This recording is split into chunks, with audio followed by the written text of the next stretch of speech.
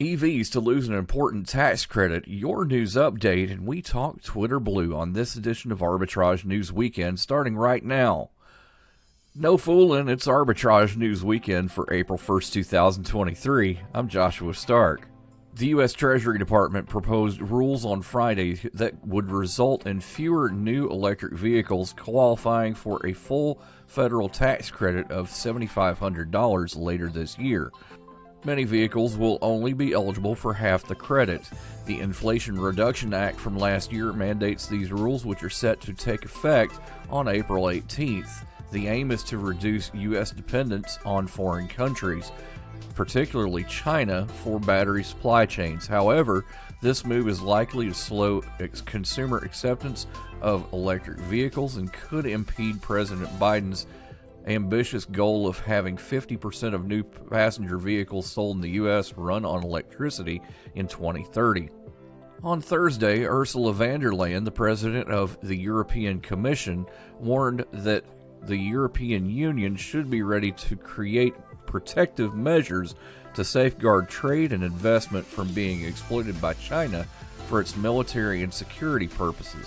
In anticipation of her upcoming visit to China, von der Leyen emphasized the importance of preventing the transfer of sensitive technologies that could be employed by Beijing for security crackdowns or to restrict human rights.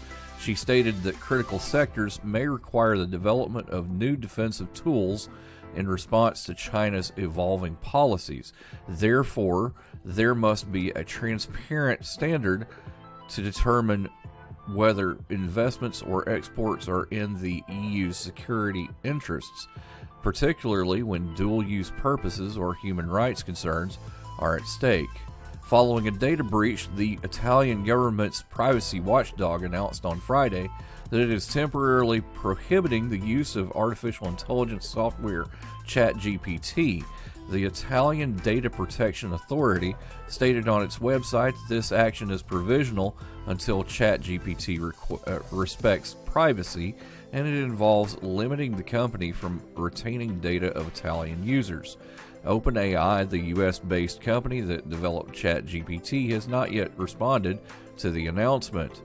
Although some public schools and universities have already blocked access to the ChatGPT website over student plagiarism concerns, it is unclear how Italy will implement a nationwide ban. This move is also unlikely to have an impact on applications from businesses that already have OpenAI licenses to use the same technology used as by the chatbot, such as Microsoft's Bing search engine. Seiichi Sano, a busy company owner for much of his life, embarked on a new adventure at the age of 80 by scaling Mount Fuji, Japan's tallest mountain. However, this wasn't challenging enough for him, and he quickly turned to surfing. As Sano approaches his 90th birthday, he has been recognized by Guinness World Records as the oldest male to surf and is eager to take on many new challenges. He has suggested bouldering as a possible activity, but only in a gym as he deems it too dangerous outside. Bungee jumping is not an option as he finds it too scary. Alternately, he may stick to what he knows best, surfing. Sano intends to continue surfing until he reaches 100, as he believes having goals like this motivates him to take better care of himself. News and more next on Arbitrage News Weekend. Stick with us. I'm Smokey Bear, and I made an assistant to help you prevent wildfires. Dude, I've got this. I've been camping since I was 5 years old. But I am a camping influencer. You know what? I'll bet you $5. Assistant Smokey, what is the best way to put out a campfire? To put out a campfire, drown with water, stir, drown again. Then make sure the fire is out cold by feeling with the back of your hand. Wait, really? I'll take the $5. Learn more at SmokeyBear.com. Brought to you by the U.S. Forest Service, your state forester, and the Ad Council. This week's Arbitrage blog includes, hey, what's up with housing? Twitter is leaking, and Shatner says Twitter Blue is for the birds. All this and more in this week's Arbitrage blog, available now at arbitragetrade.com. Now let's go to the president and CEO of Arbitrage, Mr. Royce Wells, for more. Royce, everybody around here at the office knows I'm deep in the housing market currently, and it's not a great place to be. I'm sorry. We can do better. Well, we'll explore that, but I mean, it's not a great place as far as a housing buyer is concerned, or even a renter is concerned. But so it's a seller's market, is what you're saying. Apparently so. Still, but it seems that there's an interesting statistic out there, and of course, we encourage our readers to check out any sources we list. Keeping that in mind, it's been reported that more women are filing as head of household and are becoming homeowners than in prior years. According to the National Association of Realtors, single women are the second largest group of home buyers as of home purchases made in 2019. Single women were responsible for 20% of home purchases during that time period. Nice. Okay. Yeah. What's happening? Well, it would seem that the reasons behind this aren't really apparent, but it would make sense if the median or average income of the population of single women has risen. Excellent. Something else I like to hear. Yeah. What are more demographics that we have? Well, according to the Pew Research Center, as of 2019, homes are owned mostly by people identifying as white and married couples. Another interesting piece of information is that most people who rent live alone. Hey! And the largest race ethnic group who rents is white. They make up about 58% of renters, which is staggeringly lower than the 75% of them who make up the homeowner population. Some interesting statistics today. Sounds like it. Yeah. Financial reasons, to own a home, whether they don't have the income or the savings to purchase a home, they would rely on renting. The bigger question is, who are the owners of the rented properties? It turns out that it's an odd but semi-expected mix. According to the Census Bureau, from 2018, individuals owned about 71.6% of the properties, which make up 41.2% of the rental units, which leads us to believe that individuals are more likely to own single-family homes than they are to own multifamily units. I could see that. Yeah. More maintenance. Yeah.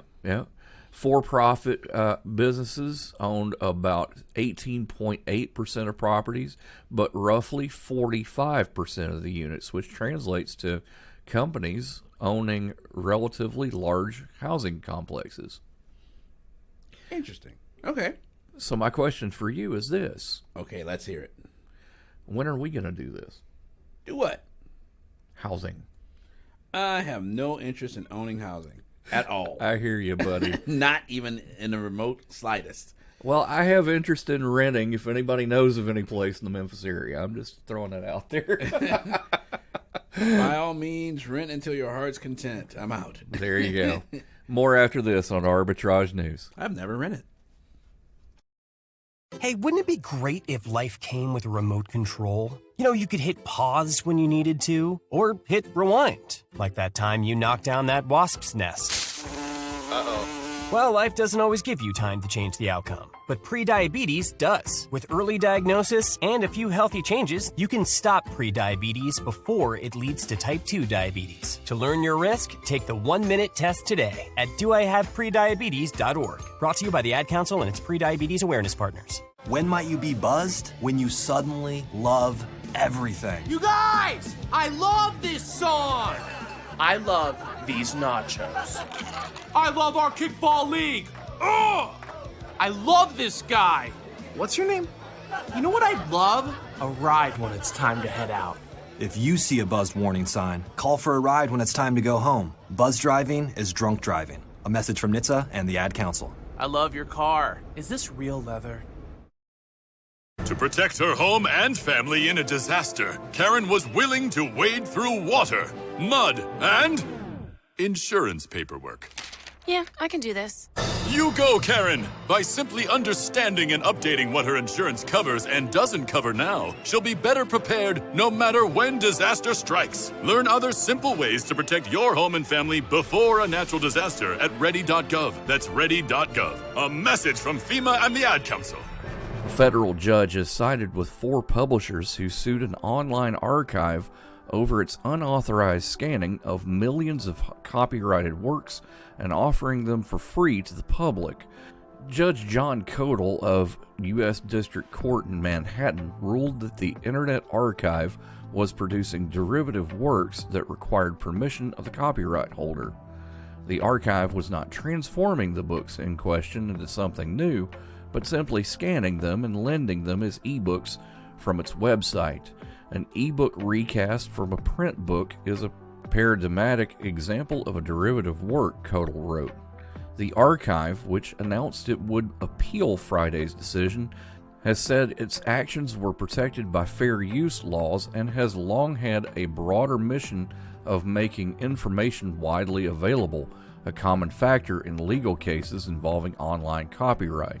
Libraries are more than the public service departments for corporate database products, Internet Archive founder Brewster Kahle wrote in a blog post Friday.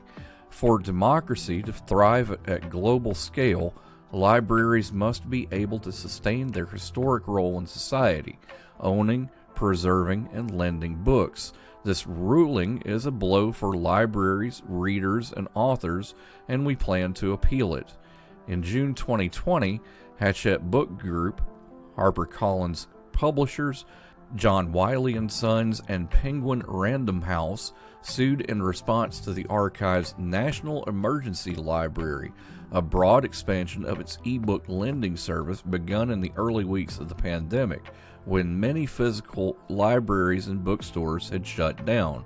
The publishers sought action against the emergency library and the archive's older and more limited program, Controlled Digital Lending. Works by Toni Morrison, J.D. Salinger, and Terry Pratchett were among the copyrighted texts publishers cited as being made available. While the Authors Guild was among those opposing the emergency library, some writers praised it. Historian Jewel Lepore, in an essay published in March 2020 in The New Yorker, encouraged readers who couldn't afford to buy books or otherwise were unable to find them during the pandemic to please sign up, log on, and borrow from the Internet Archive. In a statement Friday, the head of the trade group, the Association of American Publishers, praised the court decision as an unequivocal affirmation of the Copyright Act and respect for established precedent. In rejecting convoluted arguments from the defendant, the court has underscored the importance of authors, publishers, and lawful markets in a global society and global economy. Copying and distributing what is not yours is not innovative or even difficult, but it is wrong, said Maria Palante, the association's president and CEO. The Internet Archive, founded in 1996, is a nonprofit founded to build an internet library with the purpose of offering permanent access for researchers, historians, and scholars to historical collections that exist in digital format. Unlike traditional libraries, it does not acquire books directly through licensing deals with publishers, but through purchases and donations. The archive also includes millions of movies, TV shows, videos, audio recordings, and other materials. You can get tons of free educational materials from us at arbitragetrade.com. More after this on Arbitrage News. Sometimes I just cannot believe all the storms we've gone through here. I can only hope that we'll be able to leave this house to you one day, baby. You're our legacy. Planning for these disasters will make sure we're safe, and is the best way to protect that legacy. You know what? We should make an emergency communication plan. That way we're ready this year. At my dorm, we have emergency kits for earthquakes and wildfires, but I'm sure there's something more local I can send you with a link. Okay, smart.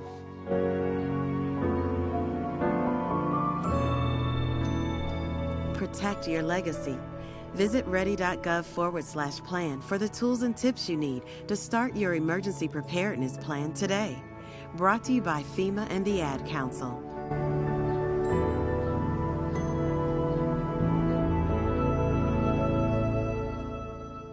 Rolling tape and rolling timer in as soon as I get to the stupid article. Here we go.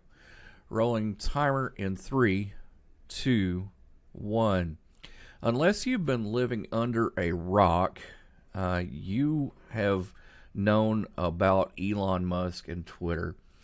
Well, it seems that he has another wrinkle in the plot in the form of somebody releasing parts of Twitter's source code on GitHub, which is a repository of Source code for those of you who don't know. Yeah, GitHub is a repository that basically helps you do source code control. So that way, for example, if you release a version and it's not exactly what you want, you can go back to a previous version. There you go. Anyway, somebody released part of the code to GitHub, and Twitter's, of course, not too happy about that. It's not as bad as you think. Well, why isn't it as bad as I think?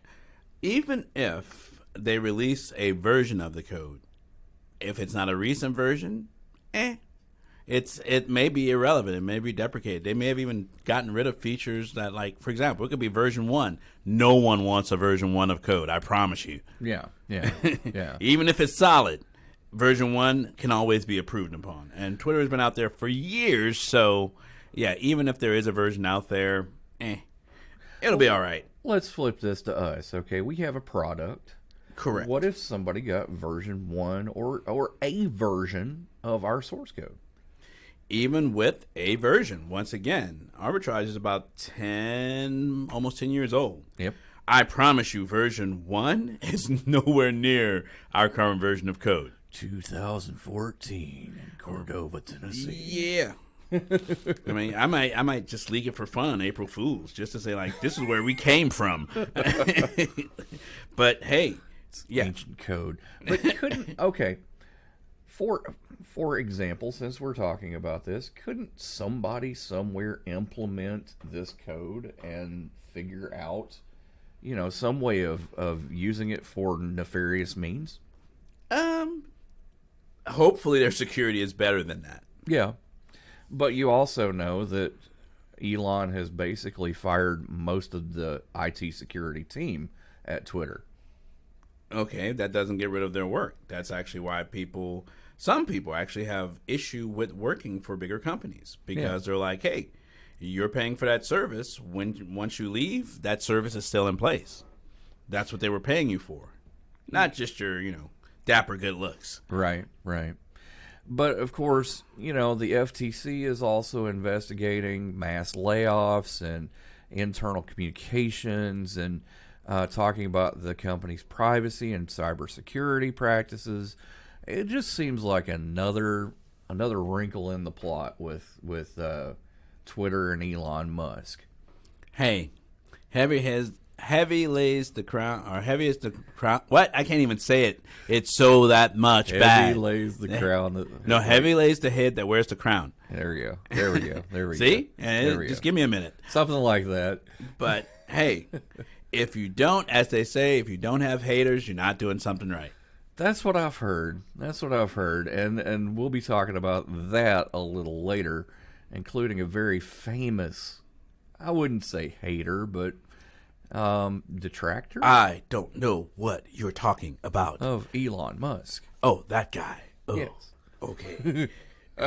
We'll get back I'm to that. Smokey Bear, and I made an assistant to help you prevent wildfires. Dude, I've got this. I've been camping since I was 5 years old. Sure. But I am a camping influencer. April Fools. You know what? I'll bet you $5. Assistant Smokey, what is the best way to put out a campfire? To put out a campfire, drown with water, stir, drown again. Then make sure the fire is out cold by feeling with the back of your hand. Wait, really? I'll take the $5. Learn more at SmokeyBear.com. Brought to you by the U.S. Forest Service, your state forester, and the Ad Council. Why was the basketball court all wet?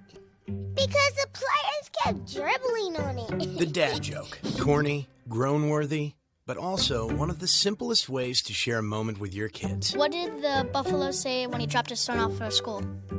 Bye, son. So take a moment to make your kid laugh, because dad jokes rule. Make your kid laugh today. Go to fatherhood.gov. Brought to you by the U.S. Department of Health and Human Services and the Ad Council. On the one side are dozens of lawmakers on Capitol Hill issuing dire warnings about security breaches and possible Chinese surveillance. On the other are some 150 million TikTok users in the U.S. who just want to be able to keep making and watching short, fun videos offering makeup tutorials, cooking lessons, among other things.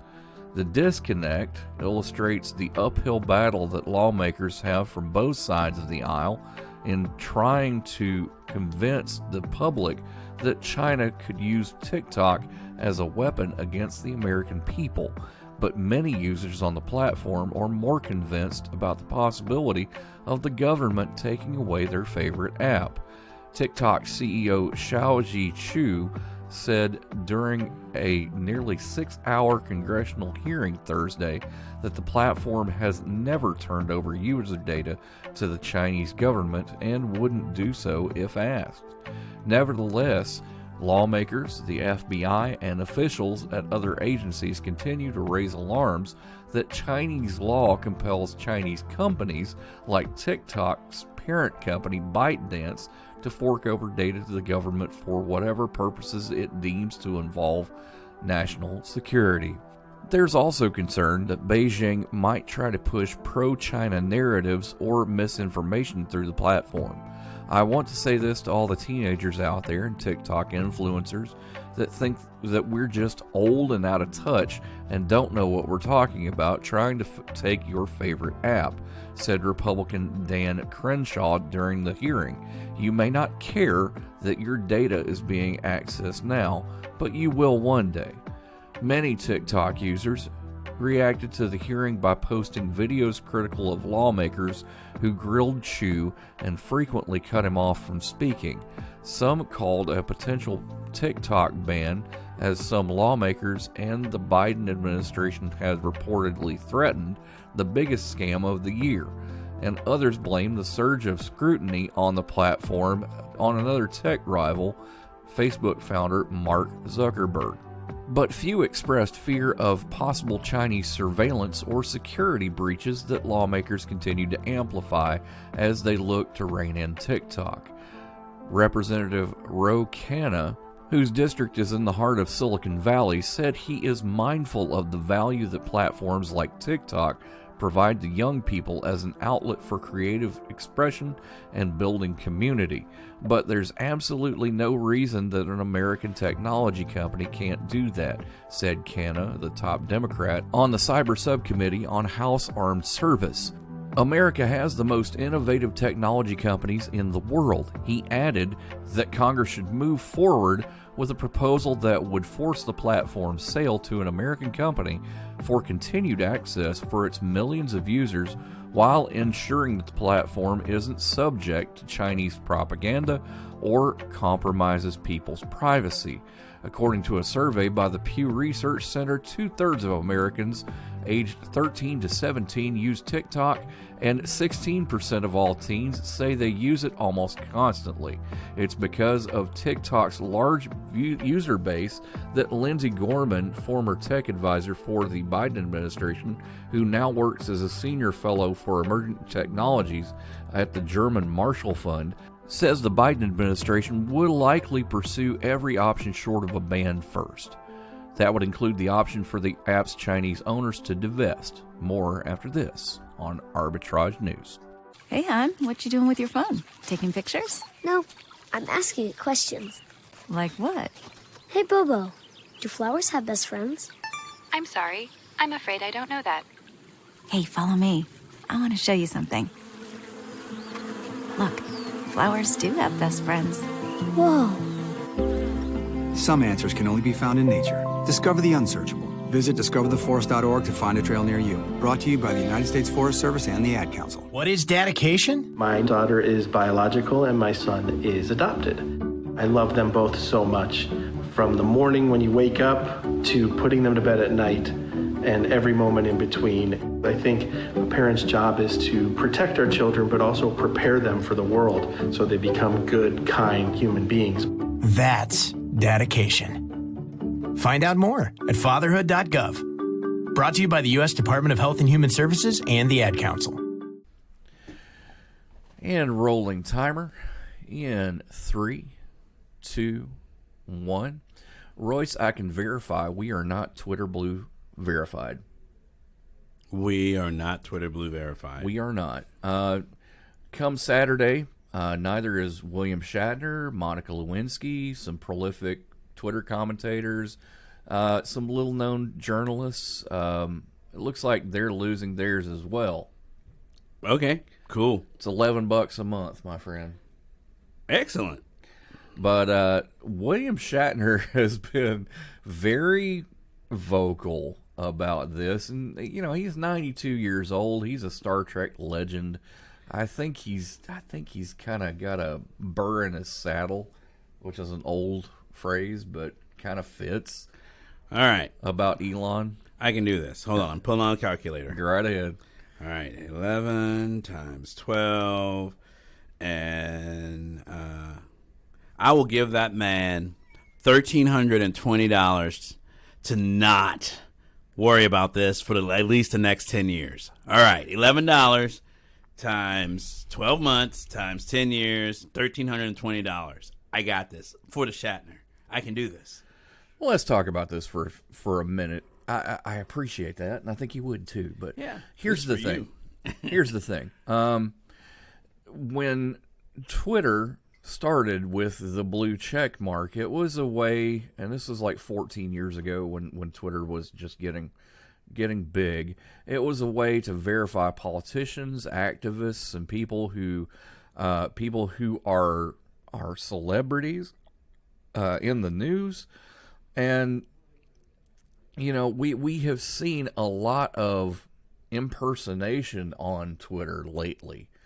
So it's a way to kind of go, hey, that's the real William Shatner, and not William Shatner with 3 L's, which is actually one thing that he brought up. He said, I am not William Shatner with 3 L's, and anything that's said with that account is not me. With the blue check mark, you know this for sure. Okay. And so what happens if the William Shatner with 3 L's pays the $11 to get a blue check mark as well? That's exactly the point. There's no checks or balances there. There's no hey, this is certified. I can be verified, and I can be sure that that's the person that is talking. For example, Monica Lewinsky, right? Monica Lewinsky has got a ton of people who are impersonating her, including one that has paid for the blue check mark. Oh, wow. Sounds fun.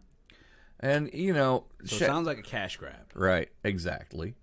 Shatner has been known for being a little irreverent on his Twitter. It's actually pretty funny. It's very funny. It's old man Captain Kirk. How can that not be funny? Actually, he's a pretty cool guy. He is a pretty cool guy. So he says, I've been here for 15 years giving my witty and my witty thoughts and my time all for bupkis. Now you're telling me that I have to pay for something you gave me for free? So Musk says that it's about treating people equally. Okay. So everyone pays the $11. But then we've got a lot of people that are saying no to it. Arbitrage Trade Analytics LLC is a privately held research company. Arbitrage Trade Analytics LLC is solely responsible for the preparation and distribution of the contents of this podcast. The opinions offered in this podcast are for informational purposes only and are not intended to function as investment advice. Seek a duly licensed professional for investment advice. For more information about the informational research and services offered by Arbitrage Trade Analytics LLC,